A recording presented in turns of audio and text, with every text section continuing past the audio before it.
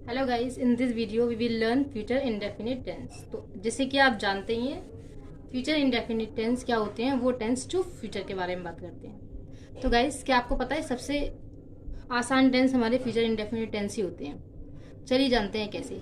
पहले देखेंगे कि फ्यूचर इंडेफिनिट टेंस यूज कहाँ पर किए जाते हैं।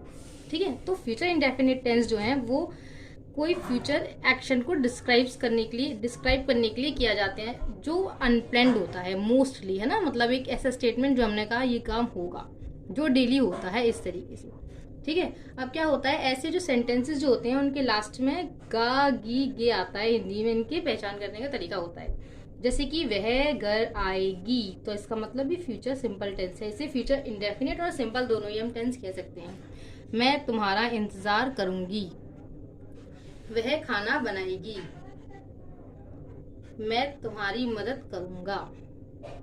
सो गाइज, आई होप आपको समझ में आया होगा। अब इसमें भी जैसे कि हमने future present indefinite tense, past indefinite tense में देखा था, वैसे इसको भी हम तीन तरीके से समझेंगे। अफर्मेटिव या अफर्मेटिव, पॉजिटिव भी बोल सकते हैं इसे, नेगेटिव और इंट्रोगेटिव। सो सबसे पहले हम देखेंगे फ्यूचर इंडेफिनिट अफर्मेटिव की फॉर्मेशन क्या होती है। फॉर्मेशन है इसकी सब्जेक्ट, विल, शैल, वर्ब की फर्स्ट फॉर्म इसकी बेस फॉर्म होती है, ओरिजिनल फॉर्म जो होती है इसकी, देन ऑब्जेक्ट। ठीक है, अब देखते हैं बच्चों। देखो ये तो सिंपल है, इसमें सब्जेक्ट ये सब हम लगा लेंगे, लेकिन जहां कंफ्यूजन आती है वो है विल या शैल, किसका यूज किया जाए, विल का और शैल का, और कहां पर यूज किया जाता है। तो जनरली हम अगर ट्रेडिशनल इंग्लिश के हिसाब से देखें तो जो विल का यूज होता है वो he, she, he, it, they, you और अदर नाउन के साथ में होता है। और शैल का जो यूज होता है वो सिर्फ आई या वी के साथ में होता है। तो हमको याद सिर्फ इतना करना है कि शैल का जो यूज है वो आई और वी के साथ में होता है सिर्फ। बाकी जितने भी प्रोनाउंस या नाउन आएंगे उनके साथ में हम विल का यूज करेंगे। ये तो बात हुई हमारी ट्रेडिशनल इंग्लिश की, ठीक है, जो अब तक हम सीखते आ रहे थे। लेकिन अब एडवांस इंग्लिश में क्या हुआ है कि बच्चों हम विल का यूज सभी के साथ कर सकते हैं। विल का यूज हम आई के साथ, वी के साथ, शी, ही, इट, दे, सबके साथ हो सकता है। कहीं भी हम यूज करें इसका यूज, सेंटेंस गलत नहीं माना जाएगा। ठीक है, लेकिन समझने की बात यह है कि जब हम विल आई वी के साथ लगाते हैं तो इसका मतलब है कि हमारा उस विल के साथ में स्ट्रॉन्ग फीलिंग या फिर स्ट्रॉन्ग डिटर्मिनेशन जुड़ी होती है हमारी। ठीक है, कि वो हम काम करेंगे ही करेंगे। चलो एग्जाम्पल से देखते हैं कैसे। वह घर आएगी, तो एक जनरल स्टेटमेंट है ये कि वह घर आएगी। तो हम वह के लिए शी यूज करेंगे और शी के साथ में विल यूज होता है। और आने के लिए कम, इसकी बेस फॉर्म यूज होगी, she will come to home. ठीक है, नेक्स्ट है हमारा मैं तुम्हारा इंतजार करूंगी। तो आई शैल, इंतजार करना यानी कि वेट फॉर यू। ठीक है, यहां पर मैं ये भी कह सकती हूँ कि I will wait for you, क्योंकि यहाँ पर ये मेरी स्ट्रॉन्ग डिटर्मिनेशन भी हो सकती है कि मैं कह रही हूँ कि मैं तुम्हारा इंतजार करूंगी, मैंने फैसला किया है, पक्का है ये। ठीक है, और मैं इसको, ये स्टेटमेंट भी हो सकता है सिंपल, तो मैं इसमें शेल भी यूज कर सकती हूँ।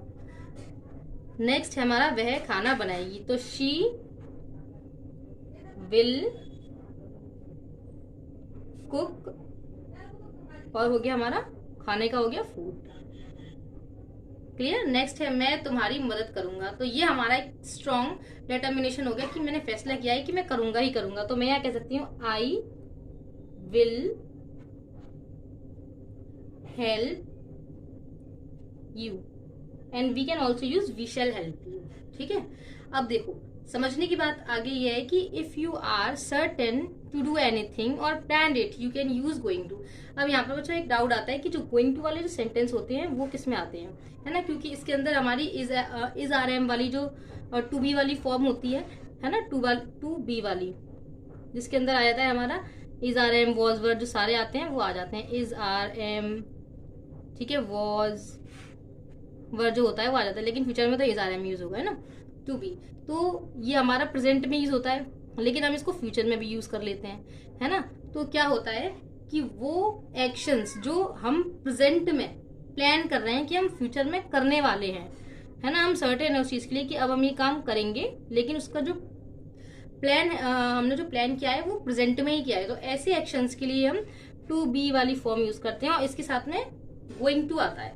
जैसे कि आई एम गोइंग टू, तो देखो एम ये हो गया हमारी टू बी वाली फॉर्म, ठीक है, और गोइंग टू वाली ये आ गई I am going to travel Ireland for vacation next month. देखो यहाँ पर हम प्लान जो है वो अभी कर रहे हैं प्लान, ठीक है, लेकिन अभी हम गए नहीं है, हमने ऐसा प्लान किया है कि हम आयरलैंड जाएंगे वेकेशन पर नेक्स्ट मंथ में, तो वहां पर हम एम और गोइंग टू वाली फॉर्म यूज करेंगे, ठीक है।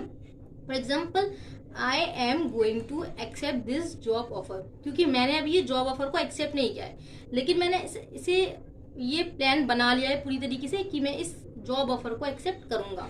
तो यहाँ पर क्या हो गया, एम यानी कि टू बी वाली फॉर्म, क्योंकि मैंने प्रेजेंट में एक्शन लिया है ना, क्या एक्शन लिया है कि मैं इसे एक्सेप्ट करूंगा। तो यहाँ पर गोइंग टू कि मैं उस जॉब ऑफर को एक्सेप्ट करने वाला हूँ, है ना, या एक्सेप्ट करने जा रहा हूँ। I am going to accept this job offer.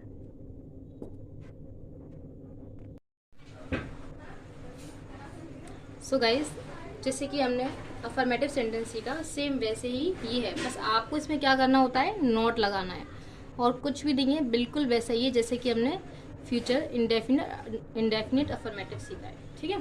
सो देखते हैं, इसकी जो फॉर्मेशन है वो है subject, will, shall, not, verb की फर्स्ट फॉर्म, बेस फॉर्म और ऑब्जेक्ट, ठीक है। और बच्चों देखो क्या होता है, नेगेटिव सेंटेंस मतलब क्या होता है, जिसमें कोई भी चीज़ नहीं में दिखाई जाती है कि वो काम नहीं होगा, ठीक है। तो सेम वही है कि हम आज विद्यालय नहीं जाएंगे, ठीक है। फ्यूचर इंडेफिनिट का टेंस है और नहीं आ रहा है, तो मतलब ये नॉट वाला है, नेगेटिव सेंटेंस है। इसकी फॉर्मेशन ये रही, अप्लाई करते हैं। वी के लिए आ गया हम, वी के साथ में क्या आएगा, विल या शैल। हम पर डिपेंड करता है, वैसे ट्रेडिशनली चले तो हम शैल लगाएंगे, अदरवाइज हम विल भी लगाएंगे तो गलत नहीं होगा।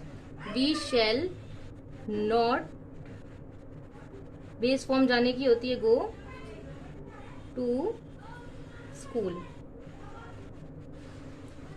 नेक्स्ट है हमारा बच्चे नहीं खेलेंगे, तो बच्चे के लिए हो गया चिल्ड्रन, चिल्ड्रन के साथ में विल शैल, विल आएगा नॉट, और खेलने के लिए हो जाएगा प्ले। नेक्स्ट है हमारा वह अपना काम नहीं करेगा, तो करेगा मतलब फ्यूचर इंडेफिनिट टेंस, नहीं मतलब नेगेटिव, तो आ जाएगा वह के लिए ही के साथ में हम कुछ भी लगा सकते हैं, सॉरी विल लगाएंगे, he will not do his work, clear. Next है तुम किताब नहीं पढ़ोगी, तो you will not read book,